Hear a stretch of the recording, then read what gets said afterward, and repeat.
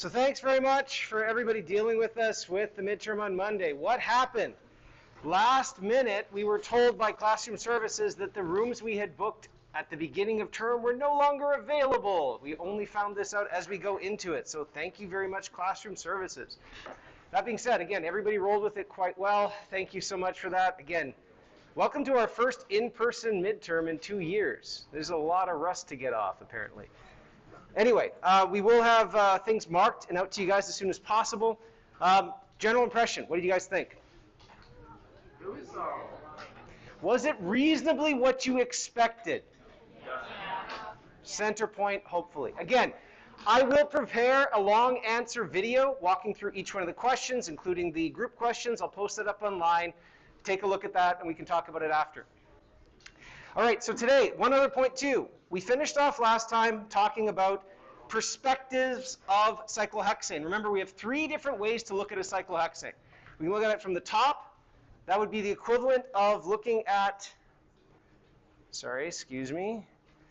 the equivalent of taking our cyclohexane molecule in line bond structure. It's like we took this, we squish it down flat, and we express it in terms of wedge and dash. Wedge being above the plane of the ring as drawn where the ring is in that plane, dash being below. That's one of our 3 perspectives. Top down is line bond.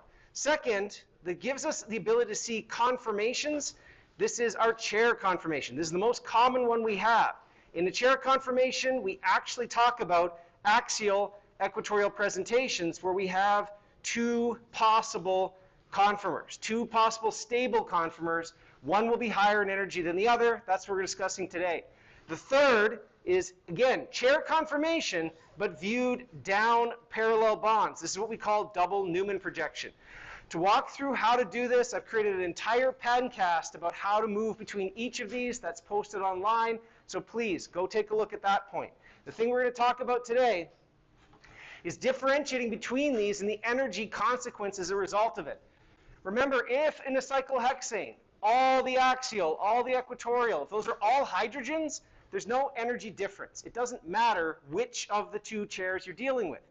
What happens as soon as you substitute one of those groups, now there is a difference. We've defined a way that basically putting some group that either is in the equatorial plane, like we have over here on the left, versus the axial plane here, the difference comes into what we call the 1,3 diaxial interactions. So again, going back to our model view, what we're talking about here is if this group is in this axial position, every other axial position, remember, since they sort of opposite sides of the ring, the 1,3, we're saying that between this one and 3 atoms away, those 2 axial positions will start to bump into each other. They're closer in that point because they're up like a picket fence.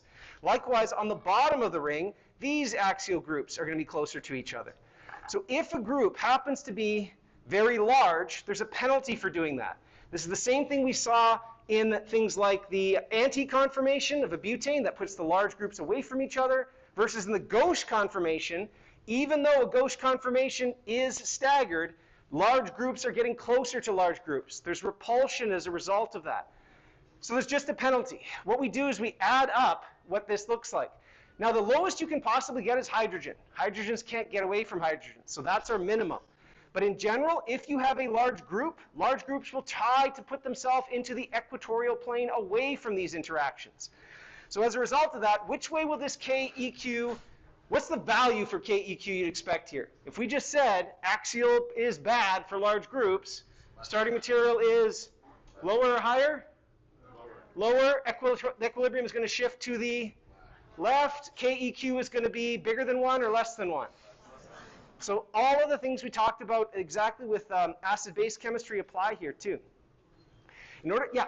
What kind of reaction is that? Just like just an increase in energy? No, this is a conformational flip. Remember when we did the diaxial, the dihedral plot? Yeah. We have high energy, low energy? I'm just confused as to why it's using KEQ, as though it's describing products and reactions. Well, anything that has a stable state and a stable state that is related by some high energy component, a transition state that's not stable, can be described as an equilibrium. If I have 2 species that I could freeze out potentially or see as different entities, they have a lifetime, you can describe it as an equilibrium. So it's because both conformations exist And they are low energy, exactly. They are stable on an energetic surface, exactly, yep. It's not like resonance structures. They don't have an energy difference. So the factors we use to define which side this is favored: size of the substituent and bond length. Really, this is about measuring or kind of quantifying steric interactions. In fact, this measurement is why we know, this is kind of what we used to use as a molecular ruler. The size of this group is read out by the position of a cyclohexane equilibrium. I can measure how much is on either side of that equilibrium. Bigger groups want to be in equatorial position even more. So if we had some group, if this group, two different groups we're comparing at this position, if one is small, yeah, starting material is favored, maybe it's 4-to-1. If this is huge, it's 99-to-1. So measuring the position of this equilibrium becomes a way that we can actually go down like with little atomic calipers and figure out how big a group actually is. Size of the group and bond length are the two things we look at.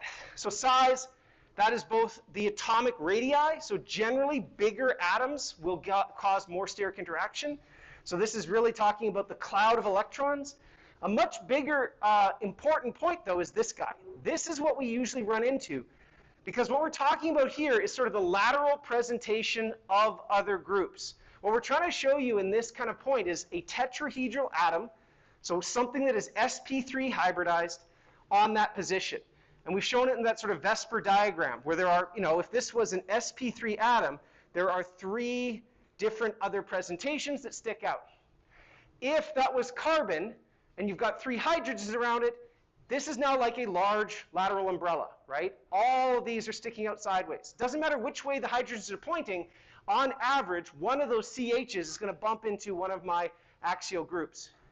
The reason I say that this is kind of like dealing with an sp3 center, if I had an NH2 at that center, remember NH2, no other resonance, that's also an sp3 atom.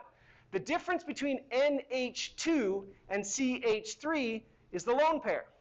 Now, what do we know about lone pairs? Are they take up the same volume as atoms? Are they squishier? What's different about them? Yeah, they're basically not as much space. They're a little bit squishier. They have more sort of flexibility in their volume. So even though if this group here, instead of being a cyclohexane, where this was CH3.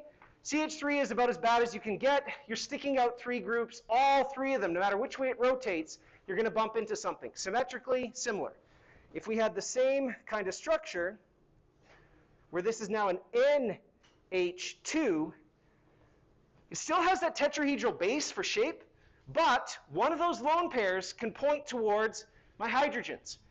There's a way now, if you look at this, NH, that's our sort of rigid sort of group, versus the lone pair. The lone pair takes up a little bit less volume. That's now not as bad. It's almost like taking an umbrella and you cut off one chunk of it. You took a slice down one side of it. So it's bulky on one side where the NHs are, but you've got this lone pair presenting on it. What do you think that does for steric? Better or worse? CH3 versus NH2, which is worse? CH3. On average, you've got everything pointing in all directions. It's a big circular umbrella. NH2, you've cut off one of those groups. It's now flat on one side. So it can sort of sit there and take its hydrogens, point them away from the ring, leaving the lone pair to play with the axial interactions. We can minimize it. What if we went down one more? O, 2 lone pairs, H. What would you expect? Better or worse? Better again. As we start to lop off these large groups, we slowly get less and less bulky. And again, what we're doing here is we're talking about local space. It's the size of the group right at that position. So NH, it's about the presentation or the lateral sort of pushing out. Now notice what happens to atomic size as we go from carbon to nitrogen to oxygen. It's a little bit bigger. It's a little flat. Bond length is also about the same too. As we move from left to right, this trend is the thing that dominates. It's about how many groups are substituting at this center given a common sort of carbon something bond length. Okay? So, if you look at these two, which do you think is going to be higher and which is lower in energy?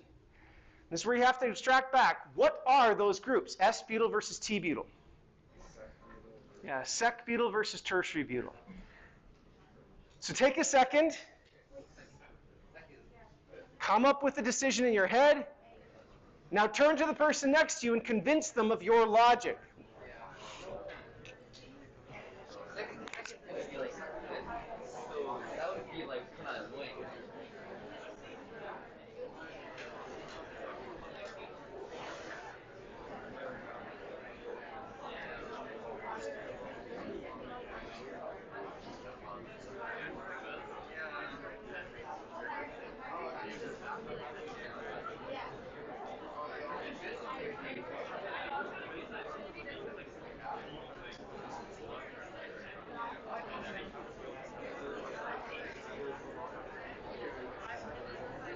Okay.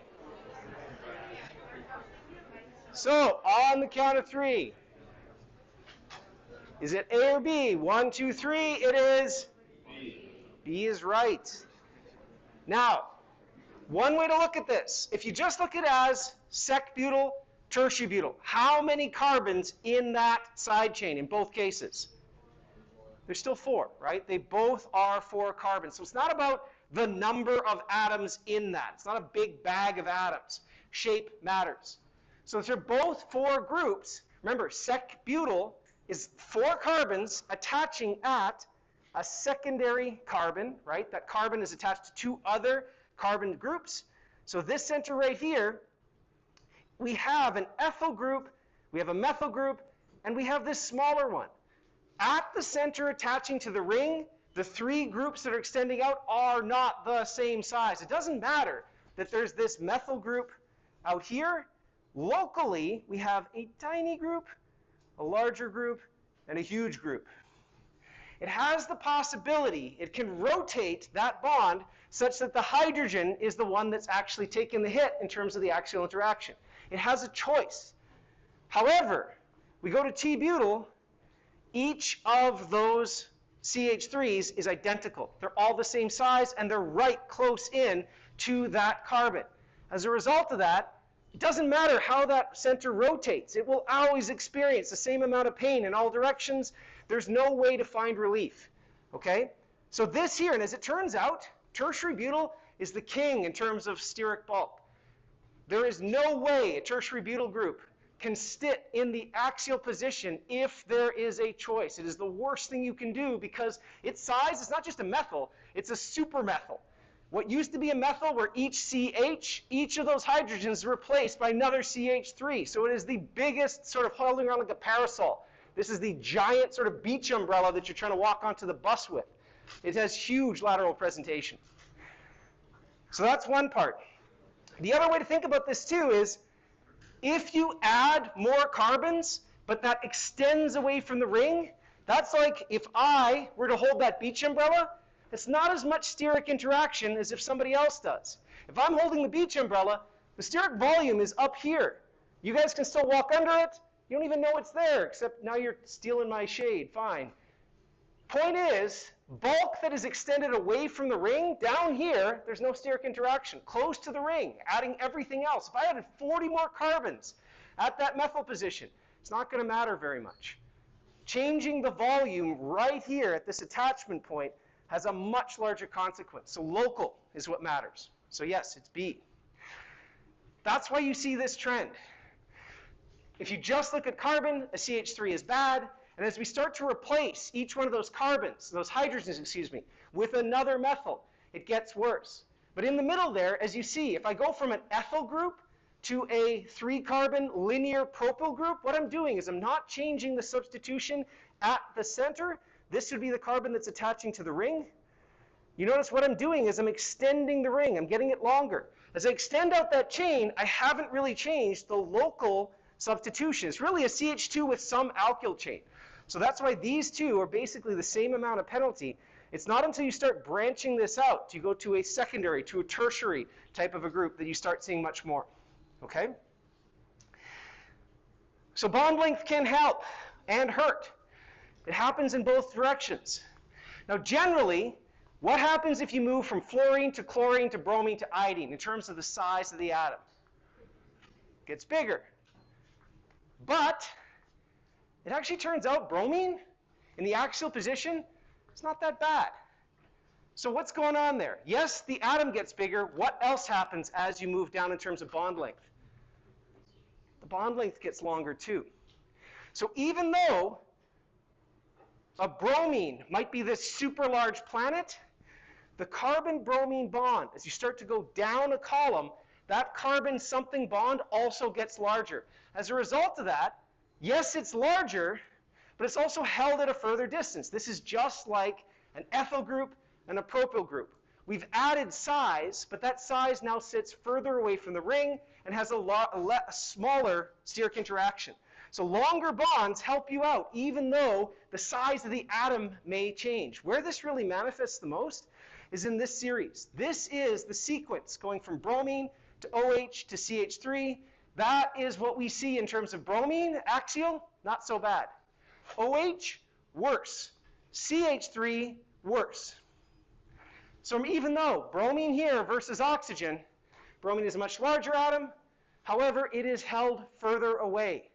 That bond length, moving down to these lower atoms in the third, fourth, fifth column, is a massive benefit. The thing you have to keep track of, though, is, again, geometry. We can talk between OH and CH3. They're in the same row as each other. All we're doing there is oxygen has that sp3 kind of tetrahedral shape. It has one hydrogen, two lone pairs. That's not as bad as carbon, still sp3, still tetrahedral, but we now have 3 atoms sticking out. That's that full symmetric ring. The bromine component, where we see this is, again, this is usually most manifest when we go down that side. Now again, if we had something like a fluorine versus a chlorine versus a bromine, moving down that point, it gets really, really tricky to sort of definitely pull out. This is also one of those things that diagonal comparison gets really hard. Yes? Does bond length scale with the size of the atom? It does. So the bigger the atom, the longer the bond, because what you're really doing for the bond, right, is you're using the valence shell to do the bonding. As my size of my atom increases, the bonding I'm doing is by this more distant part. So the nuclei to nuclei distance increases too. So would a bigger atom always have less diaxial interaction? As long as you go a direct comparison, right? So a fluorine will actually feel a little bit worse than a chlorine. Chlorine feels a little bit worse than a bromine as you move through that series. The biggest one you'd have to be able to distinguish. This is where it gets murky. You absolutely should know, see, this one is well rationed. The presentation, the size laterally, based on one center, that is something everyone should be able to pick up easily. If we were to tell you that this is what is happening, that this equilibrium favors this point, what we're saying is the bromine somehow has less steric volume than methyl. Why is that? The bromine's bond is longer, even though it is large. It's not something that we definitely ask you to say, okay, if we gave you something else, like sulfur versus something else, again, these diagonal comparisons get much harder. Know the principle and how to apply it. So with a guy like this, what do you think is the right answer? Is this going to move to the left or to the right? Or be the same?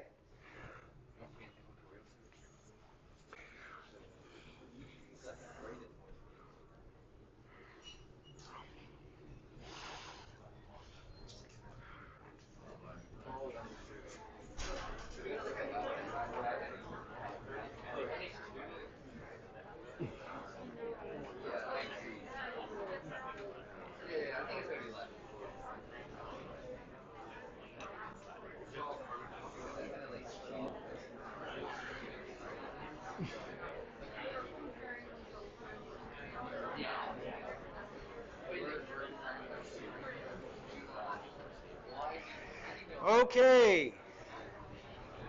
On the count of 3, hit me with your answer. 1, 2, 3, it is A. Does any of these think B? I want one lawyer from the B, okay, B, and one lawyer from A. All right, present your case for A. So that carbon-nitrogen triple bond is going to be linear. Okay. So it's going to hold that nitrogen like pretty much pretty far away. Okay. From the other hydrogens there.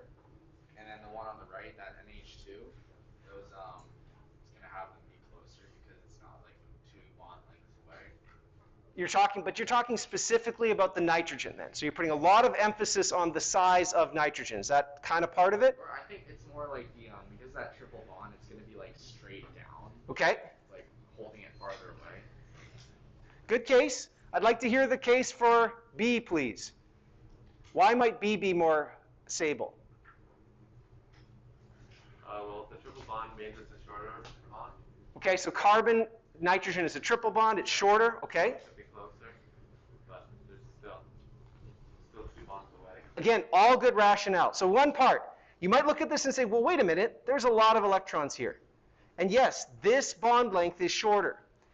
This is the one that matters a lot more. That's the offset distance, right? I'm exactly with you. If you look at this, the shape you're dealing with here, this whole system is linear. This, while dense, is an elongated sausage. This is actually going to be spreading out as a line. So it's like taking that density and extending it away from the ring. If this is my point, and think about it specifically at whatever atom is attaching to this ring, you're looking at the lateral presentation or the side-to-side sort of geometry that matters the most. I am here an sp carbon.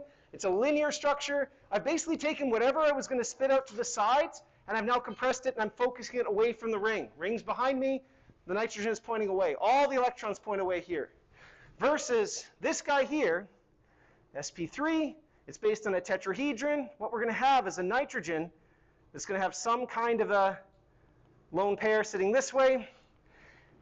It's going to have some lateral presentation. It goes out bigger sideways versus the CN bond, the triple bond, is straight out. In general, focusing only on the point of attachment, whatever atom is directly attached to the ring, and looking at its sideways sort of presentation is the biggest thing. In terms of bond length, a carbon-nitrogen and a carbon-carbon bond, both are about the same length. It's not closer in at that point. There's no extra electron density here. This is just a single bond at that point. So absolutely, I would agree this is to the left. Even though we've got a bigger atom there, it's being spit out or further away from the ring versus having this lateral presentation. Yes?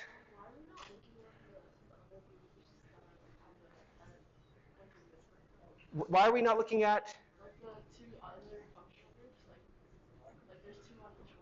Oh, yes, yes. Like, why don't we care about this guy? Really good point. Okay, let me show you here. All of the pain, so let me do it like this. What we have, so let's look at it in this perspective. I've got, down, yep, there we go. All right, so this is the chair structure. Let's call this blue guy, that's my CN, my nitrile group, and it's on this, in this axial position, pointing down on my chair. Over here is my NH3, versus if I do my chair flip, now my NH3 is in the axial position, my CN is in the equatorial position. We do not have to pay attention to, when I'm actually sort of looking for pain here, I'm checking what is axial in comparison to all the other axial positions. This guy right here, if I were to sort of look at from the top, you notice how he's sitting nicely sticking away from the ring? Everything is now sort of opening up against it. These groups are pointing 120 degrees away from this point here. Placing any group in the equatorial position is a benefit and it relieves any steric interaction that you might be having from this. So it's only about what is axial, what else is axial, how are they bumping into each other? That's the biggest consequence. As soon as I can get it to equatorial, all these groups stay super far away from each other. So, excuse me? It becomes exactly. Over here, there's no penalty. The other way to think about this is, what is more stable? I'm not saying that there's not some interaction, but I'm checking how does this interaction here compare with this interaction here. The penalty of putting it in an axial position is far greater than whatever equatorial interaction you may experience. If anything, you're actually dealing with the same kinds of atoms, right? This would be a CN, this would be a hydrogen. I'm saying, how does this here, further away, compare with this and a hydrogen where they're right into each other's face? So it's the same kind of atoms bumping into each other, just the distances are changing based on the ring change. Make sense? So you can focus only on what is in those equatorial positions and what are the axial positions. Axial is bad in general, But what we have here is a case where if this molecule could, both being axial or both being equatorial, that is your biggest jump. If there was a way to put both of them equatorial, that would be awesome. Yes? My initial thought process was that NH2 has the branches off it, and there's two other carbon atoms directly near it that have interacted on the right, whereas on the left there's only one interacted with it. So that. So you're saying this one here has this one and this one to interact with? The first, yeah. Yep, exactly. That's right. This here are the two, it's not just the carbon. Remember, we're not showing it, but there's an axial hydrogen in both places. That is the thing that's bumping into it. It's whatever's in those axial positions. So yes, this NH2 is going to bump into those two hydrogens. And that's a bigger penalty than this kind of, think about it as like an elongated group bumping into these ones. They both have a 1,3 diaxial interaction. The one on the left, though, will be smaller because the size of the CN group, it's more compressed and extended as opposed to the NH2, which is more lateral, sideways. Make sense? Yeah? So it'd be like the electron, or the lone pair on the nitrogen and the hydrogens versus like all the electrons in the carbon. They're kind of like that long sausage. And they're pointing away from the ring, exactly. Farther away. Yep, absolutely. One more. Look at these two. Are they isomers, conformers, totally different molecules? None of the above.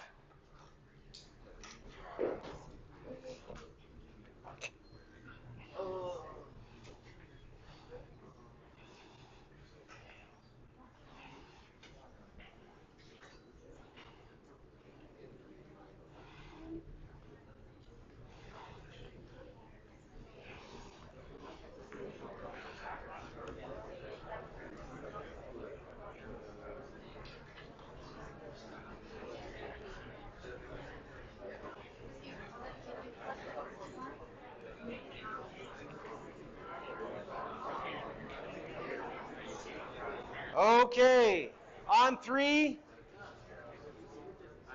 1, 2, 3. The answer is C. They're the same compound. I agree.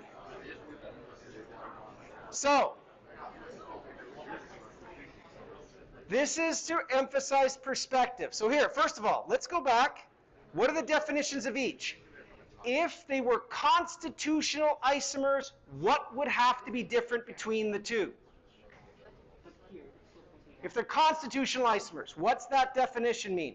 They have the same chemical formula. Same formula, but different connectivity. What about the IUPAC name? Different IUPAC name. The numbering of the groups would have to be different for these to have constitutional isomers. They are both cyclohexanes, yes? They're both dimethyl cyclohexanes, right? Yes. They are both 1,4 dimethyl cyclohexanes, right?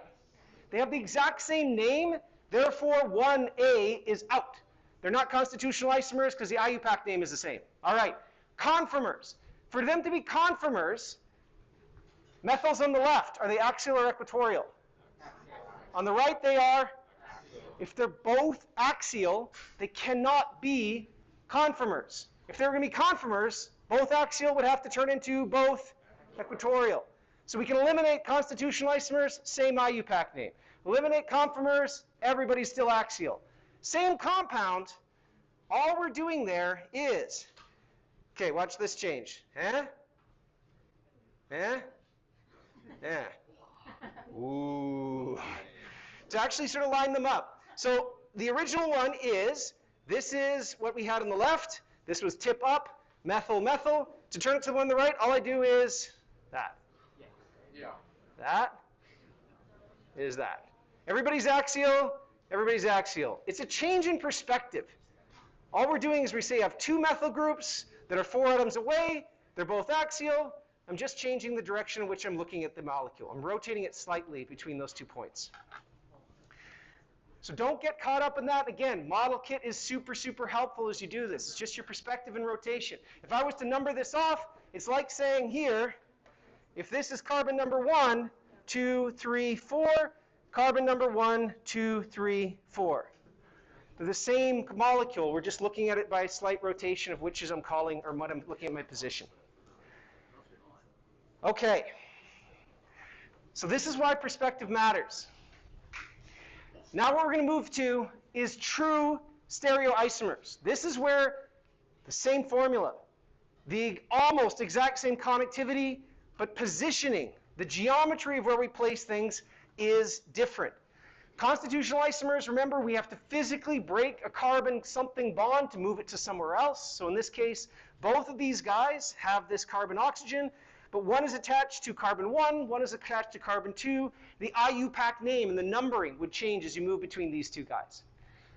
Stereoisomers are really, really, really close. They have almost the same structure.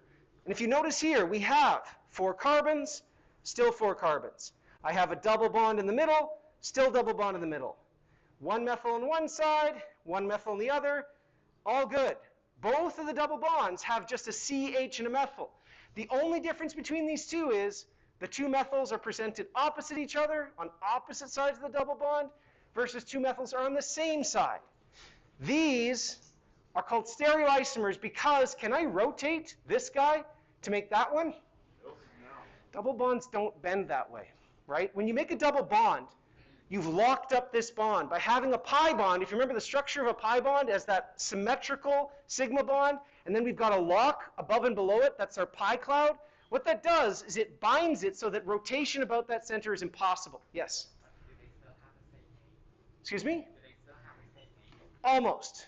This is where we now need a way to call them something different. The numbering will be the same. They're still both butenes. They're still both 2 butenes. What they're called now, E-butene and Z-butene. We have to now add another part to it so we can designate them. Just like before, we might call these guys cis and, syn and anti, right? These are the 2 conformational ones, but they're flexible. They can rotate to each other.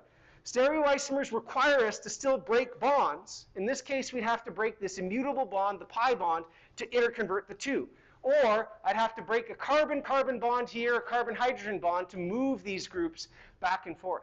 I can interconvert them, but it would require me to actually snap bonds and reconfigure parts of the molecule in order for me to interconvert those 2 molecules. So this is why they sort of fall in the category of isomers. So what we now need is a way of naming them. Now, just like before about things on a different side of a plane, remember on cyclohexanes? If you had 2 things on a cyclohexane that were both up, we would call that one cis. 2 things on a cyclohexane that are on opposite sides of the plane of the ring, we call trans.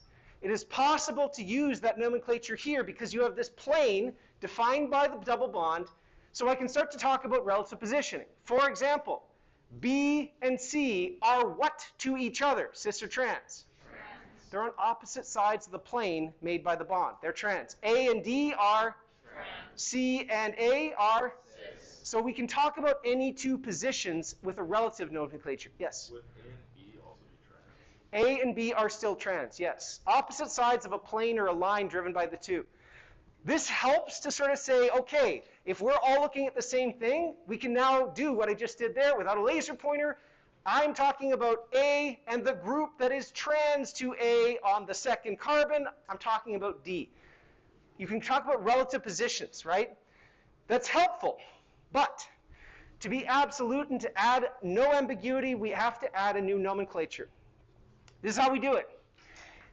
I start off by taking my double bond.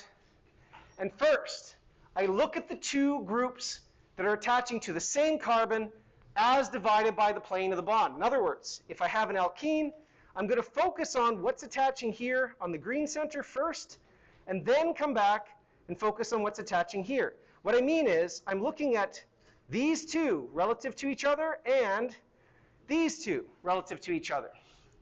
So first, you look at half the double bond, whatever's attaching to the same carbon.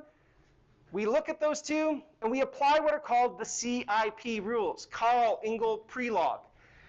What they do is you look at them and you assign what's called a priority. Priority is not based on how much you like an atom. It's not based on how big or how many atoms are in that chain. It is based on the number the atomic number of the atom that's in that position. And we do this in a systematic way. By applying the CIP rules to these two, I would be comparing R1 to R2 and deciding, based on CIP, which one has a higher priority. After I've done that, I say, okay, maybe this has a high priority. Then I go to the other side, pick who has the high priority. It's a comparison between two groups on one side and two groups on the other. Once those are assigned, there are two possible patterns, right? The two high groups are on the same side. Z same side means Z isomer. Did you say that again? No. If the two groups are on the same side, we call it Z.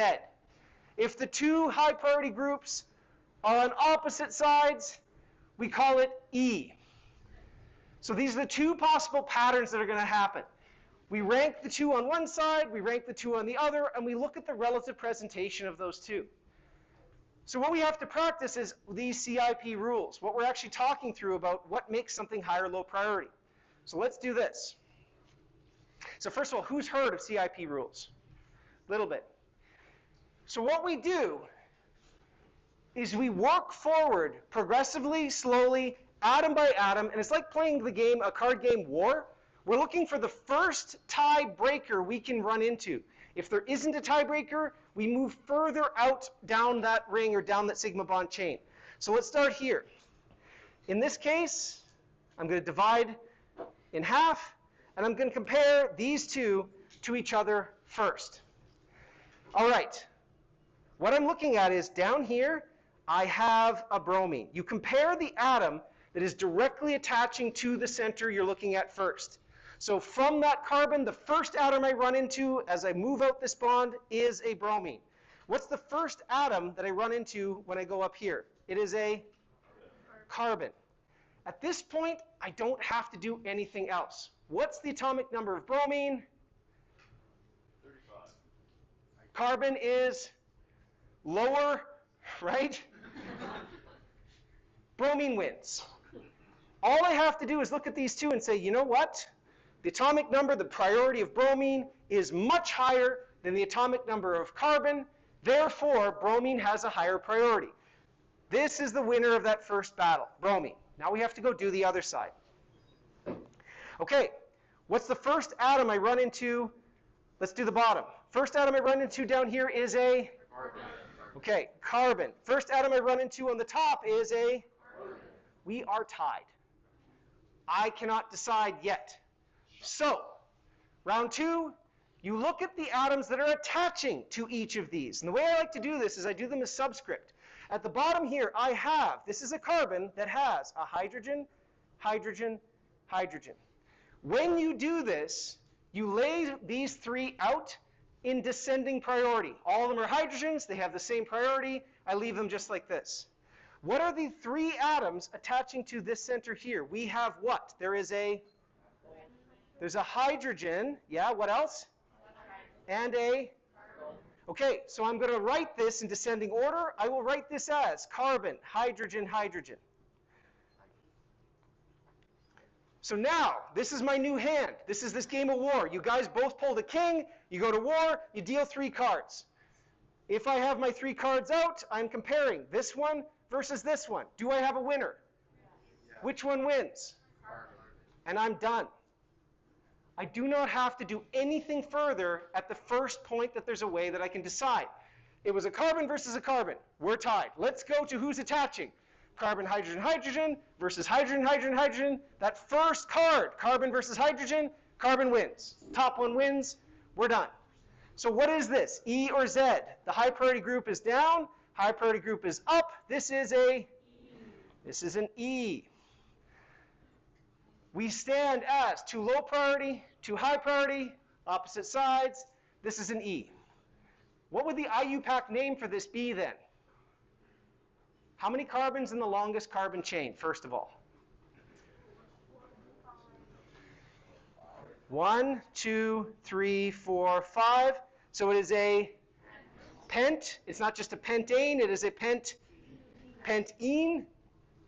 Where is the ene? This is a 2-ene, right? It's not just a pent-2-ene, it is a, what are my substituents that are off my pent-ene core? We've got two things.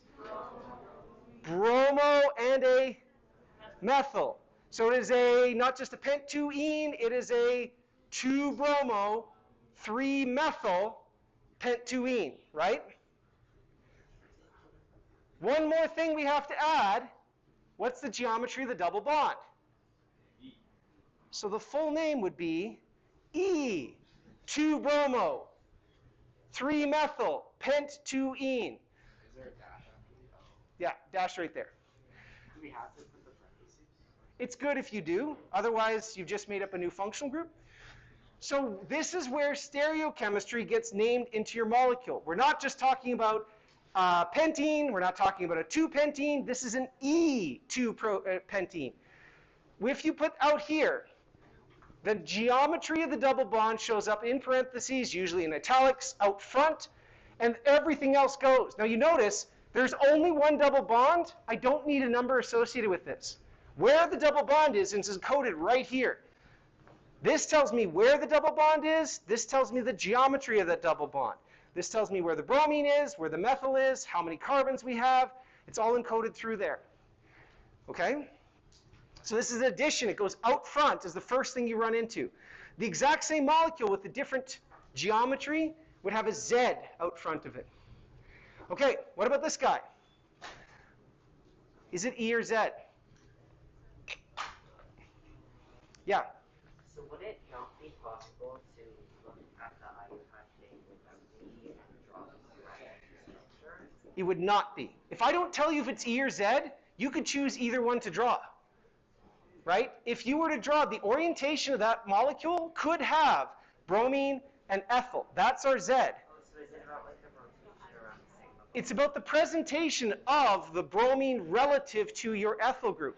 If we say it's E, we're saying they're on opposite side of that double bond, but the other geometry is a new molecule with new properties. Sorry. There was a question here. All good? Okay. So what's this one? E or Z? That is a Z. Why is it a Z? Okay, remember.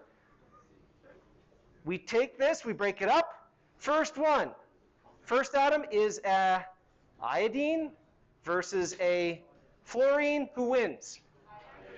Iodine wins. Other side, we've got a bromine versus a chlorine. Who wins? Bromine. They're on the same side. Is a Z. What's the name of this molecule? What side do we count from? Yeah. Okay, so let's bring it up. How many carbons in the longest carbon chain? 2. That's unambiguous. Great. If there's 2 carbons in the longest carbon chain, it is a... It's not just ethane, it's ethene. Do I have to say where the double bond is? No. No choices. It's just ethene. Okay. What else do I have to put in front of it? It's not just ethane, it is...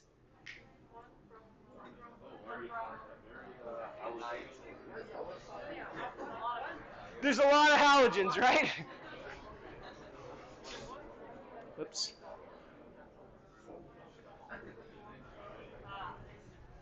One bromo, one chloro, 2 fluoro, 2 iodo. Why does it, remember, if you're going down, if we're going through this, we know it's going to be bromo and chloro on the same carbon.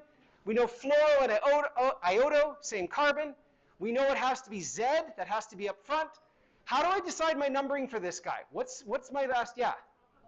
It goes down to alphabet. If you are working down your pointer and you're like, what's my functional group? Alkene. Can I help me decide my numbering? No. Okay, what are my halogens? Bromine, chlorine, fluorine, iodine. Which is carbon 1? The only thing left to decide this one here is alphabetical. Bromine wins because it's the first one out of the gate. That's the last, you've gone way down the hill here, but the Z out front is fine. Honestly, I would not be upset if you called it the other direction. We would both draw the same molecule, and that is the bar for everything we do in this course. If you use it correctly and you were to draw this, it's called it 2 bromo, 2 chloro, 1 fluoro, 1 iodo, we would all be drawing the same point.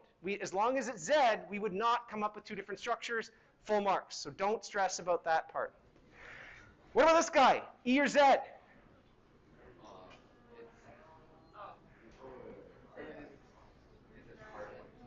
Yeah, this one's a little different. Let's work through this one. Okay, we divide up the two. We're going to do the easy one first. Down here we have a, up top we've got a, that one's easy. That wins. Okay, let's walk through here. Up here, what atom do I have up here? Carbon. First atom I run into down here is a, we are tied. Now you have to pull out your cards. What are the three elements attaching to this bottom carbon? What am I putting in my subscript? There is a oxygen. Yeah, what else? And? Yeah, O. No problem. What are the three other things, three other bonding elements on the top one?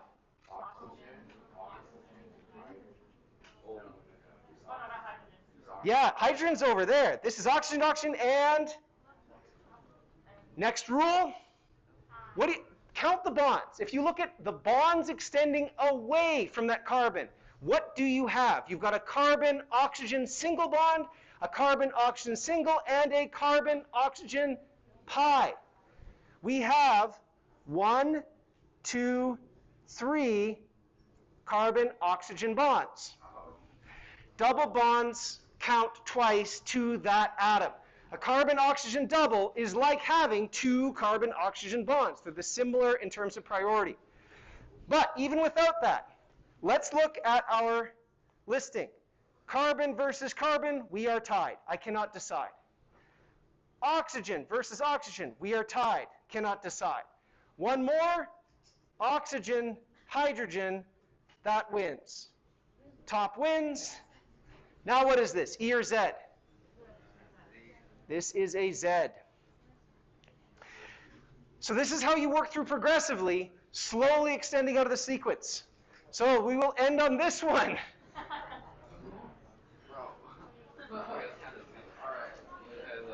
So here, if I start on this side, I have, what's this? This is a carbon versus, and what am I attaching down here? It is attached to carbon, hydrogen, hydrogen. Up top, this guy is attached to chlorine, hydrogen, hydrogen. So right away, chlorine versus carbon, finish him, that works. On the other side, first two, I'm a carbon, I'm a carbon. On the bottom, it is attached to carbon, hydrogen, hydrogen. On the top, it is attached to carbon, hydrogen, hydrogen. We are still tied at this point. If that happens, move out. We go out to the next round, and we go to war again. It is, down here, a carbon. Up here, a carbon. At the bottom, carbon, hydrogen, hydrogen. At the top, it is chlorine, carbon, hydrogen. We have our winner. Top wins. With all these structures, no matter how complicated they get, walk through the pattern sequentially. The most important thing I want to point out here, though, do not start with this molecule and go, wow, that is huge. That's got to win right there, right? It's just massive. It's not just about total number of atoms. The top will win at that branch point. All right, guys, I will see you on Friday.